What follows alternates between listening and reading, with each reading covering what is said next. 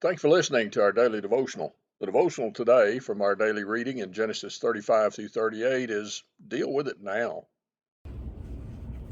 I just left the office of what my wife calls the cutest dentist in the world, aka my son, and I had him check a tooth, and the concern I had, it was hurting a little bit. And I thought, well, that's not too bad, but I thought if I don't deal with it, it's just going to get worse and worse and worse, I'm afraid. So anyway, he's going to take care of it for me. But I thought about the reading that we had in Genesis 35 through 38.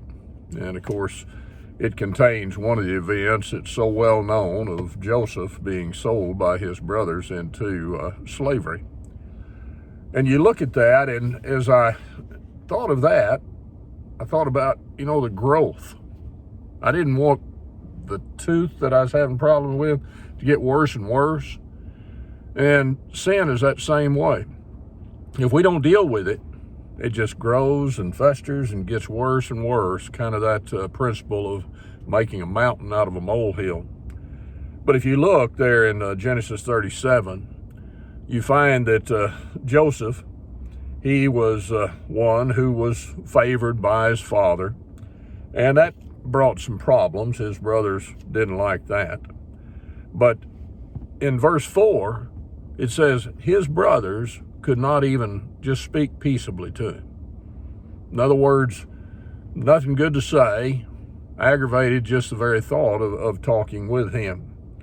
Well, then in verse 5 through 7, he has the dream of the sheaves, where they were out in the field gathering sheaves, and the sheaves of his brethren bowed down to his sheaves. Well, his brothers just heard that, and it says in verse 8 that they hated him yet more. So now they've grown from not being able to speak peaceably to the hate is just festering. Then in verse 9 and 10, he has a dream about the sun, moon, and stars giving obeisance. In other words, now they say, you mean your father and your mother are going to bow down? And so they now looked at him and they envied him. And so it's just growing worse and worse and worse.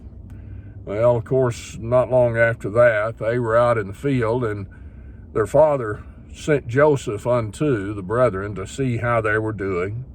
And as they looked and they saw him coming, remember how at first they couldn't speak peaceable? Now it's got to the point they see him coming and they say, let's gather together and slay him. So they desired to kill him. Well, thankfully, it ended up that they didn't kill him. They just put him into a pit and then eventually sold him.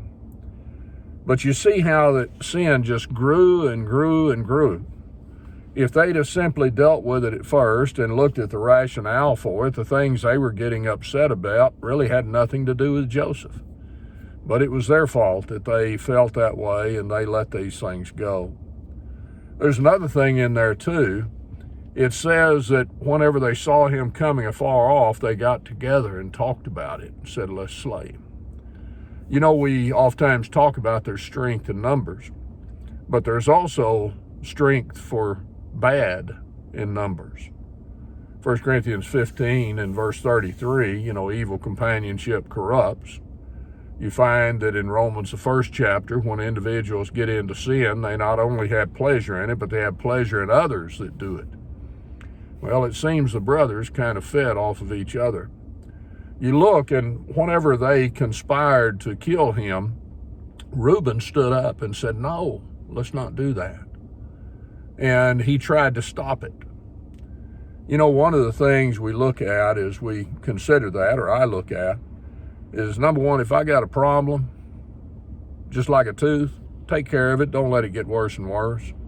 And God tells us that we're to do that. If you have a problem with somebody, you go to them. But take care of it now. Don't let it grow. Don't think about it day in and day out. But then also take care if you see these thoughts, these evil thoughts, these things that are just growing and growing, look and see, am I getting that growing with one another? Sadly, we've seen so much of the mob mentality in the past several months that can come into the church. It can come into your life, my life. So let's make sure that we get around people who seek the same peace that we do through Jesus Christ. And then also, don't be like Reuben. You know, if you see something that is heading the wrong way, speak up before it gets to the point of people willing to kill each other.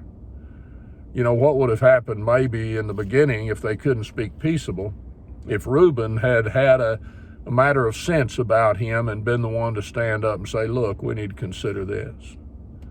You see, so many things, you see the growth as it goes on, and we need to make sure that we grow in the grace and knowledge of the Lord and Savior Jesus Christ, and not in our anger, our envy, our lack of peaceableness. We need to make sure that we are focused on the right thing. I can learn a great lesson from that. Deal with those things now. Don't let them grow. Thank you for listening. And you have a good day. If you got problems, deal with them now. Do what you can. What you can't, 1 Peter 5 and verse 7, cast your cares on the Lord. You look and you find God's given us a way of peace. Thank you again for joining us in this Bible study.